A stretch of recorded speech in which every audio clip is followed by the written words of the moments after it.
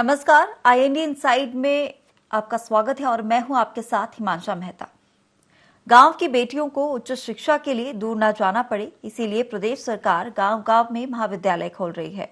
लेकिन सरकार की ये पूरी कवायद महज महाविद्यालय खोलने तक ही सीमित रह गई है। गांव में एक के बाद एक खोले जा रहे सरकारी महाविद्यालयों को ना तो भवन नसीब हो रहा है और ना ही पढ़ने के लिए शिक्षक। ऐसा ही एक मामला सतना के रामनगर का है, जहां स्थित शासकीय महाविद्यालय 18 साल से प्राथमिक स्कूल भवन के 4 कमरों में संचालित हो रहा है। लगभग 2 दशक पुराने इस महाविद्यालय में महाविद्यालय जैसी कोई भी सुविधा उपलब्ध नहीं है और सबसे चौंकाने वाली बात तो ये है कि इस महाविद्यालय को कॉलेज भवन तो छोड़िए, 18 सालों से एक रेगुलर कर्मचारी भी नसीब नहीं हुआ है। वहीं जिस स्कूल में ये महाविद्यालय संचालित हो रहा है, उस स्कूल की बिल्डिंग भी पूरी तरह से जर्जर हो चुकी है, जिसे कभी ना कभी भी कोई बड़ा हादसा हो सकता है। इन्हीं सब बातों को लेकर महाविद्यालय के छात्र छात्राओं ने रामनगर एसडीएम राजेश मेहता और थाना प्रभारी अशोक गौतम को ज्ञापन भी सौंपा है और वहीं समस्याओं के निराकरण के लिए 15 दिन का समय भी दिया है। वहीं 15 दिन बाद धरना प्रदर्शन करने की चेतावनी भी दी है। फिलहाल आप ये पूरी रिपोर्ट देखिए।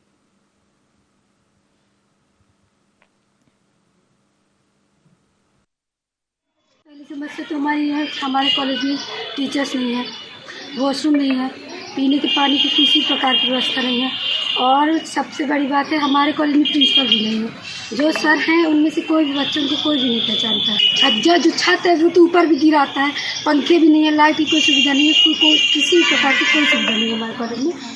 हमारी कॉलेज की बिल्डिंग एकदम जर्जर हालात में है, वो गिरने के कगार पे है। और जैसे कि हम लोग जानते हैं कि हम लोग कॉलेज आते हैं और कॉलेज लगती है, लेकिन टीचर कभी एक आएंगे या 2 आएंगे।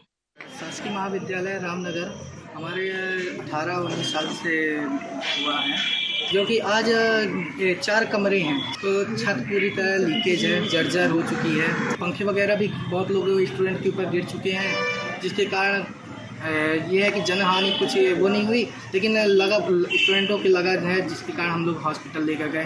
15 दिनों के बाद अगर कार्रवाई नहीं होती है तो हम सब छात्र छात्राएं मिलके कॉलेज में तालाबंदी करेंगे।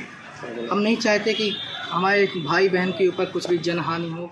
मौके देख लूँगा क्या स्थिति है, उसको देखता हूँ। सर, जर्जर हालात में है, लगातार गिर रही है बिल्डिंग, बच्चों के ऊपर कई बार। के बाद ही पता चलेगा क्या आवश्यकता है।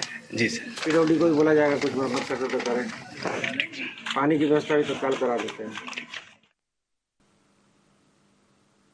तो तस्वीरें आपने देखी और यहाँ पर हमने आपको सबकी बातें भी सुनवा ली, लेकिन बात यह है कि जब सरकार हर जगह विद्यालय और महाविद्यालय खोलने की बात कर रही है, तो गांव में जिस तरीके से उच्च शिक्षा के लिए सरकार कवायदे कर रही है कि बेटियों को उच्च शिक्षा पाने के लिए गांव से बाहर ना जाना पड़े और इसके लिए महाविद्यालय भी खोले जा रहे हैं, तो सरकार की ये पूरी कवायद सिर्फ महाविद्यालय खोलने तक ही सीमित क्यों है? क्यों नहीं भवन यहाँ पर महाविद्यालय के लिए इन छात्रों को, इन छात्र छात्राओं को नसीब हो रहा है? और अधिक जानकारी के लिए हमारे सहयोगी धर्मेंद्र वर्मा हमारे साथ जुड़ गए हैं।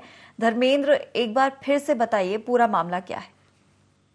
जी हिमांशा, मैं आपको बताना चाहूंगा कि ये जो महाविद्यालय है रामनगर का, वो 10 जुलाई 2003 की इसको स्थापना हुई थी और इसमें सिर्फ 4 संकाय ही इसमें वो थे। बीए के 4 विषय ही खोले गए थे और उस डेट से लेकर आज दिनांक तक इस महाविद्यालय में एक भी रेगुलर कर्मचारी नहीं है।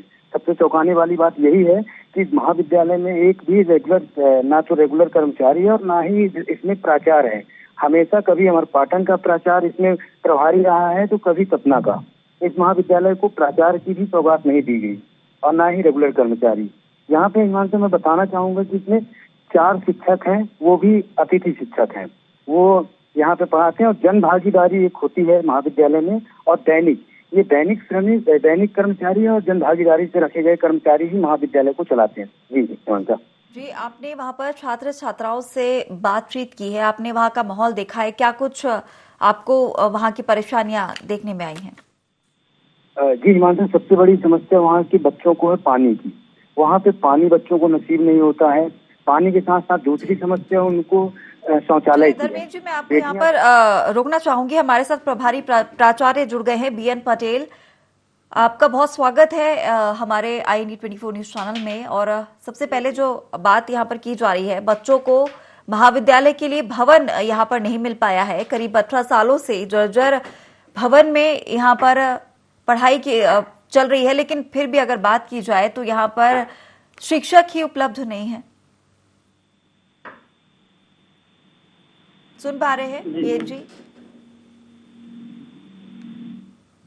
जी जी बताइए। शासकीय ये महाविद्यालय हाँ जी 2003 में संचालित हुआ है। जी 2003 से इस महाविद्यालय में एक भी शासकीय प्राध्यापकों की नियुक्ति जी आज दिनांक तक अपरिहार्य कारणों से नहीं हुई है। केवल 4 अतिथि विद्वान वहां पर कार्यरत हैं। बाबू स्टाफ शासकीय महाविद्यालय अमरपाटन से भेजा गया है और न तो वहाँ पद प्रिंसिपल का है न प्यून का पद है, केवल 4 पद ही स्वीकृत हैं। जी निश्चित रूप से चूंकि अमरपाटन से यह कॉलेज संलग्न है तो इसके कारण अमरपाटन में छात्र संख्या करीब वर्तमान में 4500 के आसपास है।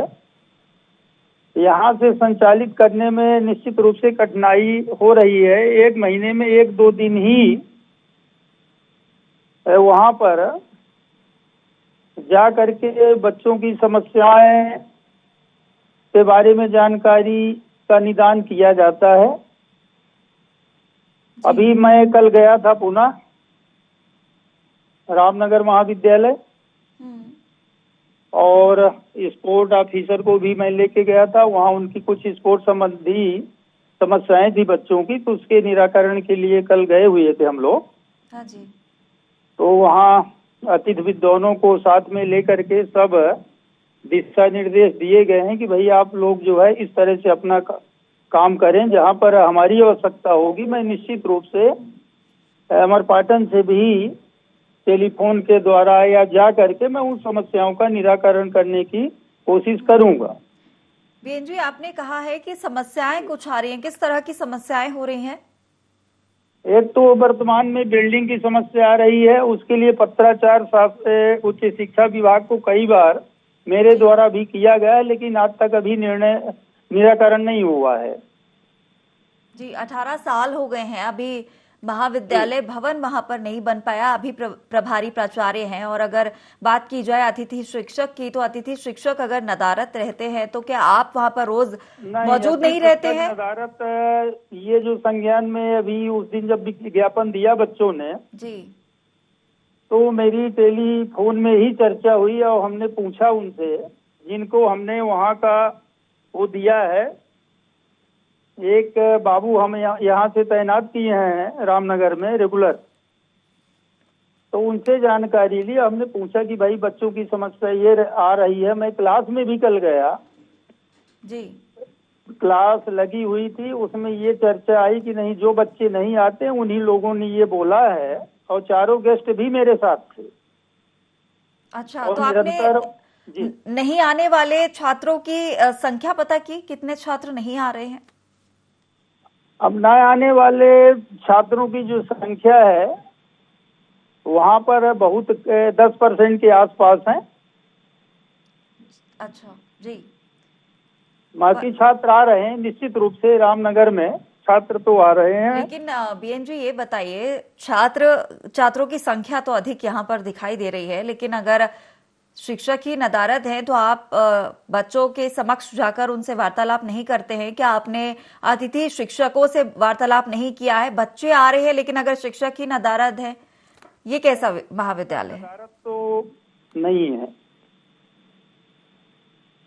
अच्छा, शिक्षक रेगुलर जा रहे हैं। कल भी हमने इसीलिए किसी को बिना बताए कल मैं गया था। बिल्कुल जानकारी हमने नहीं दी, और जब हम पहुंच गए हैं तब इन लोगों को मालूम हुआ। और ये दोनों काम हमको करना था, स्पोर्ट का भी करना था और दूसरा ये था निरीक्षण भी करना था। बिना बताए हुए जाने से पता लगता है कि टीचर आता है कि नहीं आता है, तो आप सभी नहीं टीचर वहाँ हमको मौजूद उपलब्ध रहते हैं मिले। बीएन जी, आप महाविद्यालय में रोजाना मौजूद नहीं रहते हैं? रामनगर में जी नहीं, रामनगर में मैं रोजाना नहीं जा पाऊंगा, जी। क्योंकि चलिए वहाँ बीएन जी, मैं आपको फिलहाल रोक रही हूँ, लेकिन आप कहीं जाइएगा मत, हमारे साथ लगातार बने रहिएगा। हमारे साथ राजेश मेहता, एसडीएम रामनगर जुड़ गए हैं। राजेश जी, आपका बहुत स्वागत है IND24 में। यहाँ पर अगर राजेश जी सुन पा रहे हैं,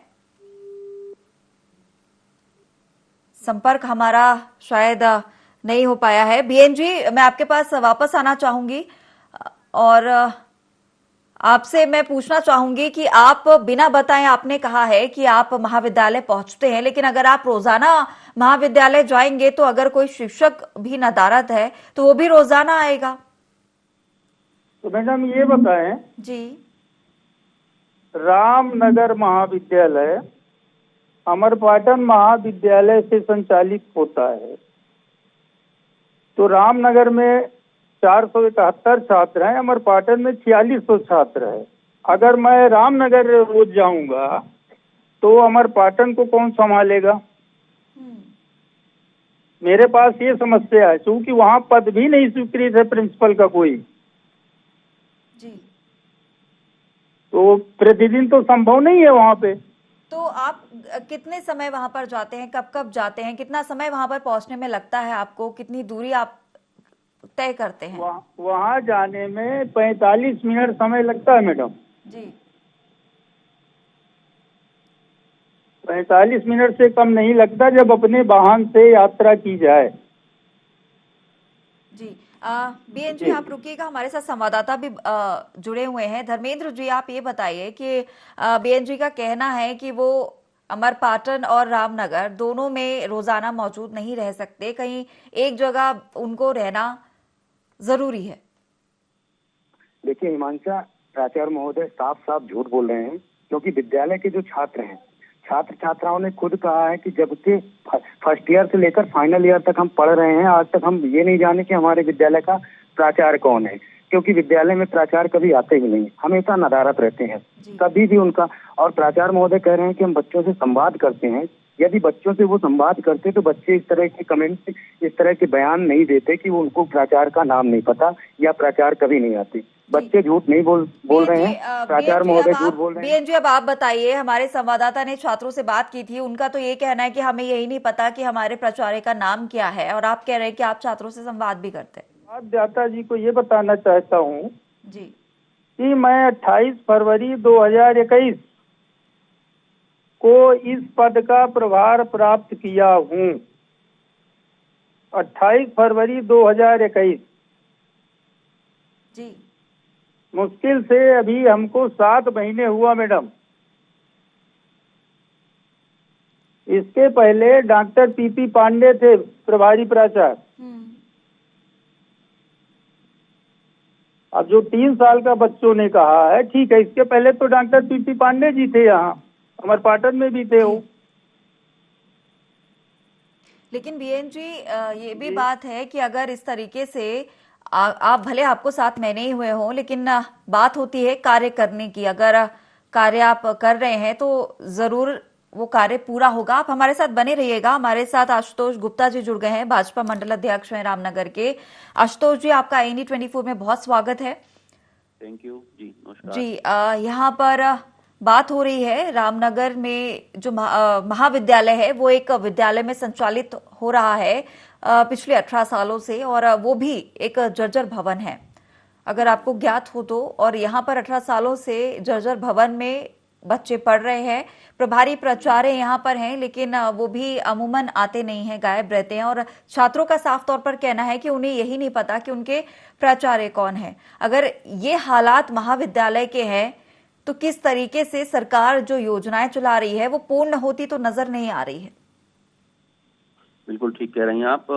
मुझे भी जानकारी है और मैं उस महाविद्यालय का पूर्व छात्र भी हूँ, हाँ जी। मैं आपको बता दूं। और मैंने जब मेरे रहते मैंने कई बार उस महाविद्यालय को उसके जीर्णोद्धार के लिए मैंने प्रयास किया और उसका खुद का भवन, स्टाफ बढ़ाने की सारे जो विषय थे मैंने उसको खुद, जो एक प्लेटफॉर्म होता है, सही प्लेटफॉर्म मैंने रखने का प्रयास किया। किन्हीं कारणों से वो नहीं हो पाया, लेकिन अभी जितनी जानकारी है उसके लिए जमीन स्वीकृत हो चुकी है और बहुत जल्दी ही जो हमारे अभी माननीय हमारे मंत्री जी हैं, माननीय सांसद जी हैं, उनसे हमारी बात हुई है। बहुत जल्दी ही ये भवन निर्माण की प्रोसेस पूरी होगी। मैं आपको एक चीज और बता दूं कि 2003 और 4 में ये शायद ये महाविद्यालय चालू हुआ था और जबरिया चालू किया गया था, ना इसकी भवन था।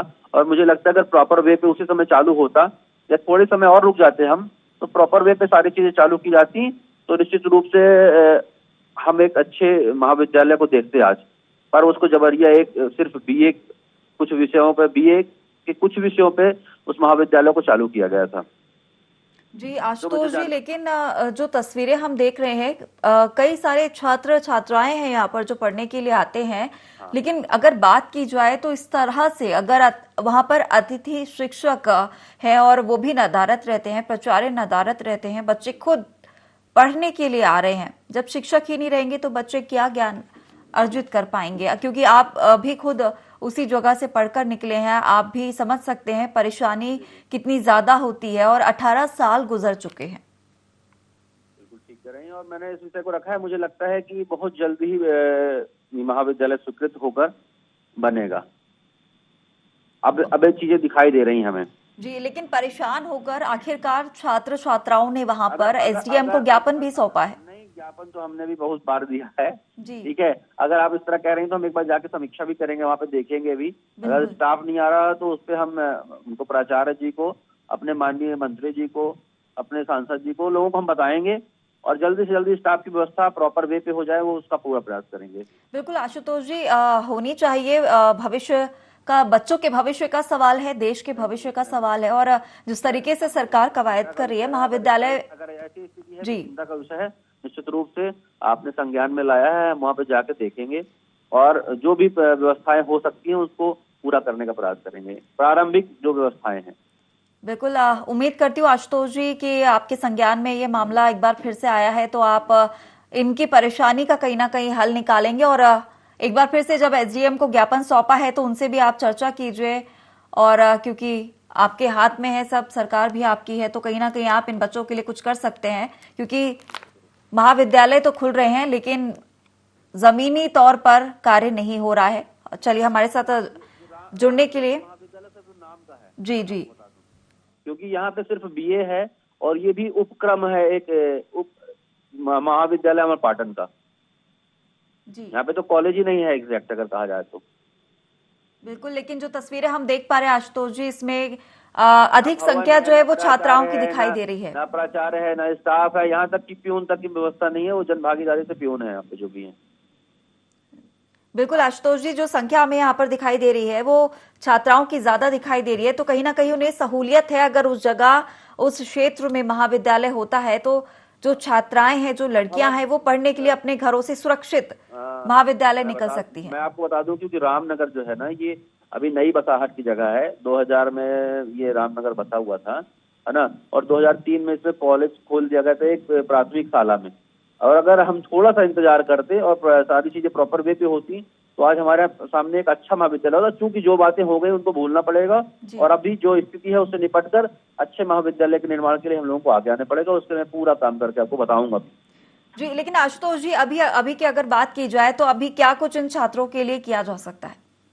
मैं भी देखता हूँ वहाँ पे क्या स्थिति है और मैं एसडीएम से बात करके, माननीय मंत्री जी बात करके, क्या कमियां हैं उसमें, प्राथमिक जो उसकी कमियां उनको दूर करके अभी व्यवस्थाएं बनवाएंगे। और मैं आपको आश्वासन देता हूं कि 2022 में उस भवन स्वीकृत हो जाएगा, नए महाविद्यालय स्वीकृत होकर उस पर काम भी लग जाएगा, ऐसा मुझे लग रहा है 2022 में। बिल्कुल उम्मीद है आशुतोष जी, आप वहां जाएंगे, निरीक्षण करेंगे और वहां के छात्र छात्राओं से भी एक बार बात करेंगे, उनकी परेशानी भी समझेंगे, तो कहीं ना कहीं इन छात्रों को नया भवन मिल सकेगा। हमारे साथ जुड़ने के लिए आपका बहुत शुक्रिया और लगातार हमारे साथ हमारे सहयोगी धर्मेंद्र जुड़े हुए हैं। धर्मेंद्र, यहाँ पर हमने बात की है भाजपा मंडल अध्यक्ष से, उन्होंने कहीं ना कहीं आश्वासन दिया है कि वो जाएंगे, एक बार फिर देखेंगे, क्योंकि वो भी उसी जगह से पढ़कर निकले हैं। तो कहीं ना कहीं एक उम्मीद लगती है कि यहाँ पर बच्चों को नया भवन नसीब हो सकेगा। जी हिमांशा, बताना चाहूंगा कि हमारे युवा साथी हैं और मित्र भी हैं हमारे, लेकिन इन्होंने जो एक तर्क कहा है कि महाविद्यालय को जल्दबाजी में खोला गया। यदि उस महाविद्यालय को जल्दबाजी में खोला गया तो जो रैगांव में महाविद्यालय खोला गया है वहाँ 12 बच्चे हैं, महज 12 बच्चों में 13 अतिथि शिक्षक रखे गए हैं और बिल्डिंग कहीं भी नहीं है। उस महाविद्यालय को भी खोला गया है, तो वो भी मुझे लगता है जल्दबाजी ही होगी। हालांकि सरकार चाहती है, जो भी सरकारें रही हैं वो ये चाहती हैं कि बेटियों को गांव में ही पढ़ना पड़े, बाहर ना जाना पड़े। इस उद्देश्य से सरकारें महाविद्यालय का खोलती हैं और बच्चों के भविष्य को देखती हैं। तो ये खैर अभी बोला है, अब देखते हैं कब तक ये महाविद्यालय की दशा सुधरती है और सुधार आता है इसमें।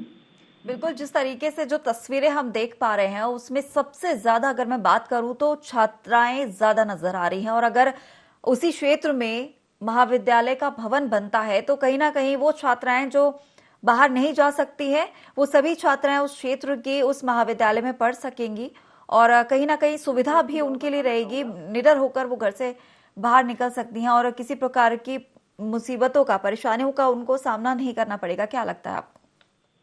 जी जी बिल्कुल बिल्कुल। एक चीज मैं और बताना चाहूंगा, ये जो महाविद्यालय की बिल्डिंग है वो पूरी तरह से फटी हुई है। ऊपर का छज्जा जो है बच्चों के ऊपर गिरता है और कई बार ऐसा हुआ है कि बच्चों को हॉस्पिटल ले जाना पड़ा है। उस दिशा पर भी ना तो पीडब्ल्यूडी विभाग भी ध्यान दे रहा है, ना कोई प्रशासनिक अमला। कई बार बच्चों ने इसकी शिकायत भी की है कि अभी वो नहीं है कि मतलब अभी ज्ञापन दिया गया। कई बार ये बच्चे अपनी मांग रखते आए हैं। वहाँ पानी की भी सुविधा नहीं है, लैट बाथरूम भी नहीं है कि बच्चे वहाँ जा सकें। इन सारी समस्याओं का निराकरण के लिए अब एसडीएम को ज्ञापन सौंपा गया। देखते हैं इससे क्या होता है। जी, और लगातार भाजपा मंडल अध्यक्ष आशुतोष जी ने भी ये बात कही है कि ज्ञापन तो लगातार पहले भी सौंपते रहे हैं और लगातार छात्र वहां पर ज्ञापन सौंपते हैं, लेकिन होता कुछ भी नहीं है। अधिकारी मूक दर्शक बने रहते हैं, अधिकारी जिम्मेदार कुछ भी नहीं करते हैं। आपने एसडीएम से जब बात की थी तो आपको क्या कुछ उन्होंने कहा था मामले को लेकर? जी, एसडीएम से जब हमने बात की तो उन्होंने ये आश्वासन तो दिया है, हमेशा की तरह जो सारे प्रशासनिक अमला आश्वासन देता है कि हम उस पर जाएंगे, देखेंगे, जो बच्चों की समस्या है उसका निराकरण करेंगे। यही आश्वासन एसडीएम रामनगर ने भी दिया है।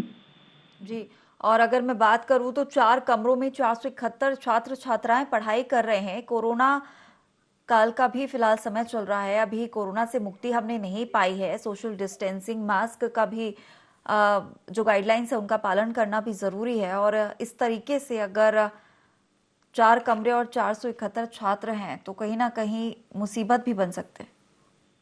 देखिए, बिल्कुल ये कोरोना का काल चल रहा है। इस दौरान जो है तो बच्चों को सोशल डिस्टेंसिंग का पालन करने के लिए जहां पाठ पढ़ाया जा रहा है, वहीं 4 कमरों में जो बच्चों की संख्या है वो 471 है।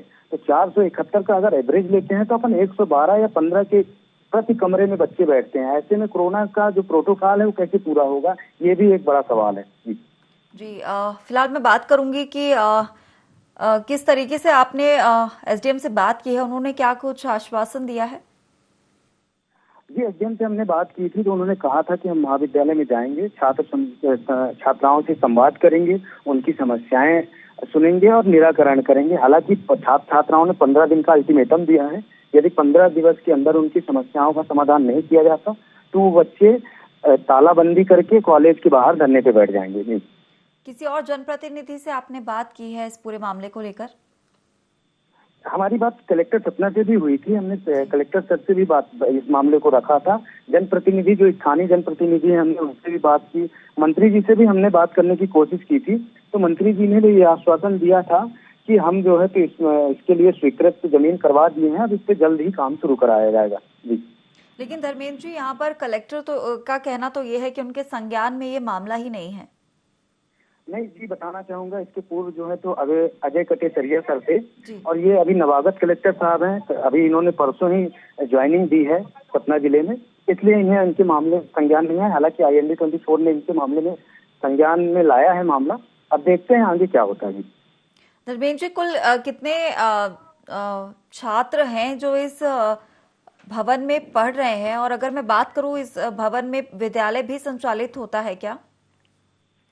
नहीं, ये प्राइमरी विद्यालय था। प्राइमरी विद्यालय में इसको लगाया गया था महाविद्यालय को, और तभी से लेकर के प्राइमरी स्कूल की बिल्डिंग में ये महाविद्यालय चल रहा है। इस महाविद्यालय में कुल 471 छात्र छात्राएं मौजूद हैं जो शिक्षा ग्रहण करते हैं। जी धर्मेश जी, लगातार अगर ज्ञापन सौंपने की बात मैं कहूँ, एसडीएम को लगातार ज्ञापन सौंपे जाते हैं, लेकिन कुछ भी किसी भी तरीके की कार्रवाई वो नहीं करते हैं। क्या निरीक्षण भी वो एक बार महाविद्यालय में आकर निरीक्षण भी नहीं किया है उन्होंने? देखिए, जहाँ निरीक्षण की बात है तो अभी तक जितने ज्ञापन बच्चों ने दिए हैं, तो मुझे तो नहीं लगता कि आज तक अभी किसी अधिकारी ने उस ओर ध्यान दिया है या उस ओर गए हैं। यदि वो गए होते निरीक्षण में तो निश्चित तौर पर बच्चों की समस्याओं का समाधान होता, क्योंकि बच्चों की समस्याएं एक नहीं अनेक समस्याएं हैं। बच्चों को भवन के साथ साथ वहाँ की मूलभूत सुविधाएं भी उपलब्ध नहीं हो रही है। बिजली नहीं है महाविद्यालय में, पंखे नहीं है। गर्मी के सीजन में तो बच्चे गर्मी के मारे परेशान हो जाते हैं, कड़ी धूप होती है ना। तो वहाँ महाविद्यालय में ना तो बिजली, पानी और शौचालय, तीनों चीजों की भी काफी अभाव है। यदि अगर निरीक्षण होता तो इन सभी का ये मूलभूत सुविधाएं तो स्थानीय लेवल की होती हैं, ये सुधारी जा सकती थी। जी बिल्कुल धर्मेश जी, हमने क्योंकि एसडीएम से भी बात करने की कोशिश की थी, लेकिन उन्होंने फोन काट दिया था, उन्होंने संपर्क नहीं किया हमसे। फिर तो लगातार इस तरीके की परेशानियां तो आ रही हैं, लेकिन देखना होगा कि क्या कुछ जो आश्वासन हमें भाजपा मंडल अध्यक्ष द्वारा मिला है, क्या वो कुछ करते हैं इन छात्र छात्राओं की परेशानी का कहीं ना कहीं निराकरण निकलता है या नहीं। धर्मेश जी, हमारे साथ जुड़ने के लिए और तमाम जानकारी साझा करने के लिए आपका बहुत शुक्रिया।